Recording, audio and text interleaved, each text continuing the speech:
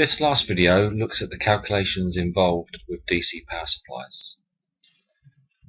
We're going to look at a variable DC power supply requiring a DC output of 0 to 19 volts. So we need a maximum of 19 volts on the output here.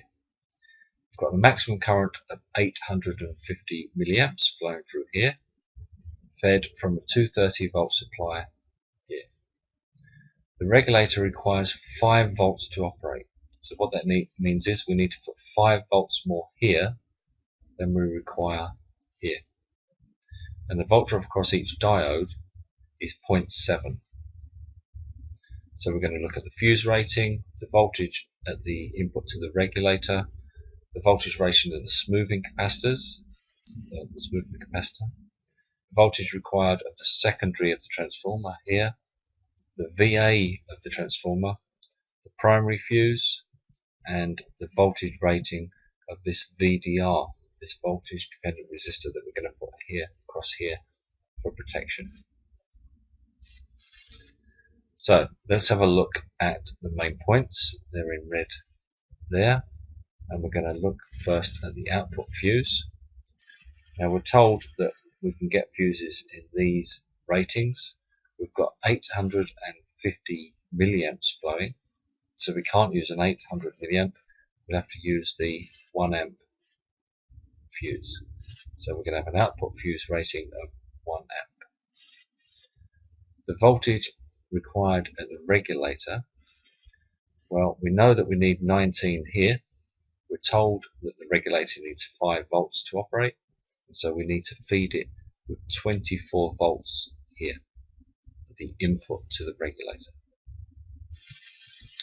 The general rule for the smoothing capacitor, so we're looking for the voltage rating of the smoothing capacitor here, is twice the voltage that it's operating at. So we said there was 24 volts here, so we need at least 48 volts, and we look there, we've got a 50 volt capacitor that we could use. This 35 volts is just a little bit too low, so we'll choose the 50 volt capacitor. The voltage rating of the secondary, so how many volts do we need here? Well, we're told that each diode loses 0.7, and we're going to go through 2 diodes at any one time, so we're going to lose 1.4 volts. So we're going to need the voltage into the bridge rectifier here to be 24 plus 1.4 to give us 25.4 DC. The RMS of that, because this transformer is AC, and we're going to need to know the RMS. As you know, RMS is 0.707, so times that 25.4 gives us just under 18 volts. So the secondary voltage required is 17.96 volts AC RMS. That would be the voltage across this output coil here. The VA of the transformer is the voltage times the current, and there's our voltage that we just calculated, and there's the current, the maximum current that regulator and that power supply is going to draw, which we're told from the question, 850 milliamps. And that gives us 15.266 VA. Primary rating of the fuse, so how much current is this going to draw here? Well, we know that the VA of this side is the same as the VA of this side. So we've got 15.266 VA on the primary. Current is VA divided by V, so divided by 230 gives us 66.37 milliamps. So we'll look at the fuses.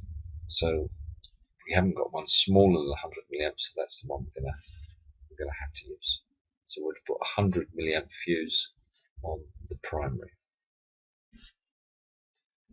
The voltage rating of the VDR, well, we're told VDR is 10 volts, 250 or 460, so we're going to have to put a 250 volt VDR in.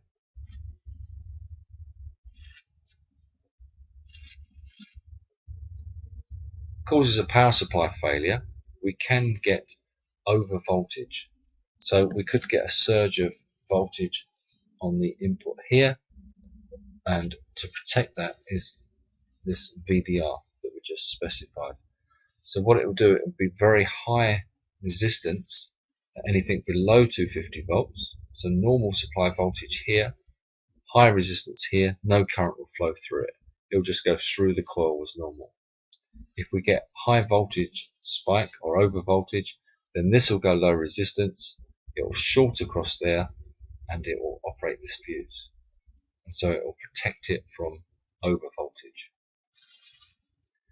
Over current is going to be protected by the fuses. So we've got our fuse on the input and the output. Transient voltage, things like spikes or voltage surges, again we're going to use this VDR to protect against that.